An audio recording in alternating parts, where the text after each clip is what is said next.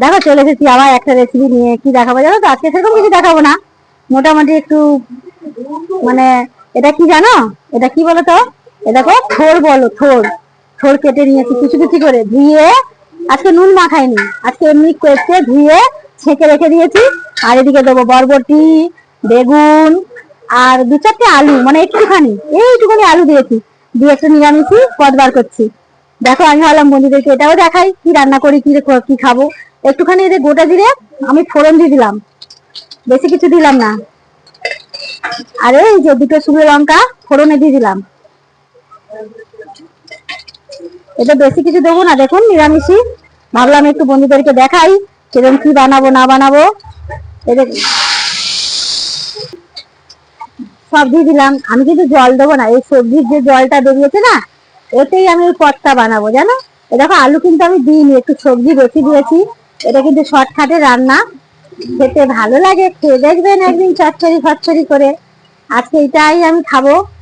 ভাবলাম আমি যেটা রান্না করছি বন্ধুদেরকে দেখাই, তাই দেখালাম। লবণ দিচ্ছি এই যে এইটুকুনি, কেননা এটা সব বলে যাবে, একটুখানি হয়ে যাবে। এই দেখেন, আর দেবো না, লবণ হয়ে গেল। এবার দেবো একটুখানি হলুদ। এই হলুদ বেশি দেয় না, গন্ধ করবে। একটুখানি জিরে গুঁড়ো ব্যবহার করলাম, আর কিন্তু কিছু দেবো না।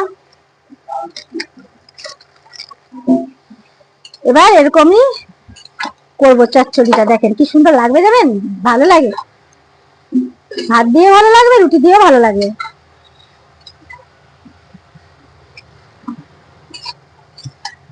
কাটতেই টাইম চলে গেল, হতে থাকুক, দেখাচ্ছি। দেখুন একটু নাড়িয়ে নিয়েছি, দেখেন কত জল বেরোলো, পুরো সমুদ্র হয়ে গেল। সবজিতে জল দিলাম না, তাও জল হয়ে গেল, দেখেন। এটাতেই হবে কিন্তু। এবার আমি একটু টমেটো আর এই দুটো কাঁচা লঙ্কা আমি চিড়ে নিয়েছি, এটাতে লাল লঙ্কা দিলাম না, এই যে চিড়ে নিয়েছি, এই দুটো লঙ্কা দিয়ে দিলাম।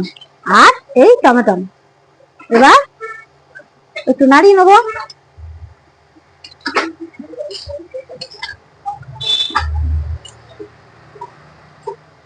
দেখেন হতে থাকুক।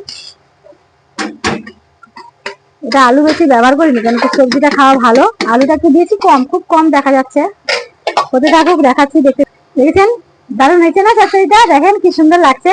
আর এইটুকুনি চিনি আমি দিয়ে দিলাম, কেন এটা থোড় তো, থোড়ের মধ্যে একটু চিনিটা দিতে হয়, নাহলে ভালো লাগে না থোড় জিনিস।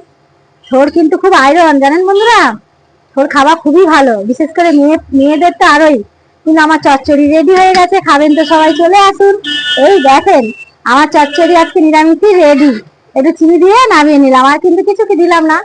ভাজা মশলা থাকলে দিতাম, ভাজা মশলাটা আমার নেই, তাই আমি দিলাম না। আজকে আমি এইটা করে দিলাম। দেরি হয়ে গেছে জানেন বন্ধুরা, খাবো, কালকে উপোস গেছে, ওই জন্যে। এই দেখেন, দেখেছেন চচ্চড়ি আমার রেডি। সবাইকে টাটা, সবাই ভালো থাকেন, সঙ্গে থাকেন, সুস্থ থাকেন। আর এই বলে শেষ করে দিলাম, একটু উল্টো পাল্টা বলে ফেলি।